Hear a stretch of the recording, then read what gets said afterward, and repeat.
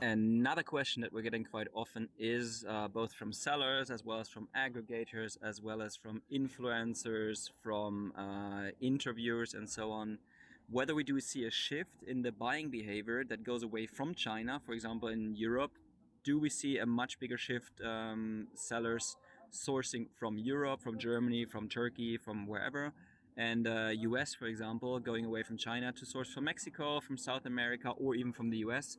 Yes, yes, very, very clearly. And I mean, this is, of course, I think one of our specialties is that we're not only sourcing in China. We currently have about 12 to 15 staff in China with our own quality control, but the rest of our team, which now is, I think, 42 people, the rest is sitting all over the world, meaning in Europe, in Africa, in South Africa, in the US, in Mexico. And why?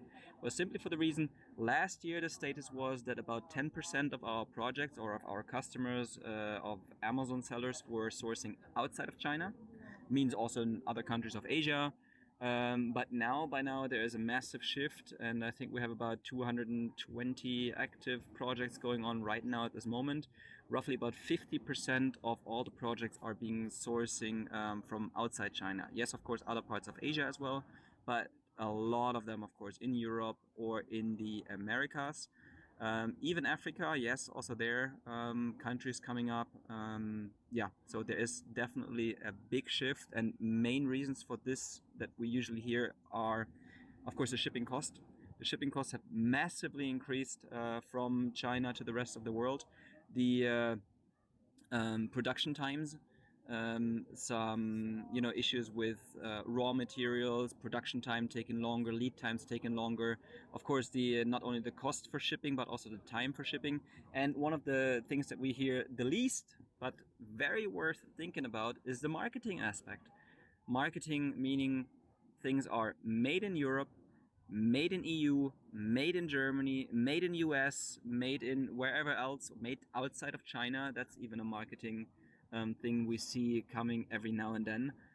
Yeah, so advantages definitely are there if you also source from outside of China, but it doesn't mean that you always need to go away completely. We ourselves, we're sellers, as many of you may know as well. The first brand that we're having, parts of that, we're of course also still sourcing from China, others from other countries, also from Germany. And our second brand, we're completely sourcing from Germany.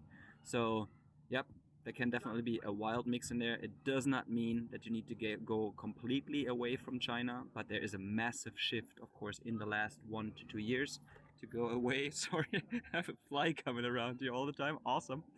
But a massive shift from away from China to other countries.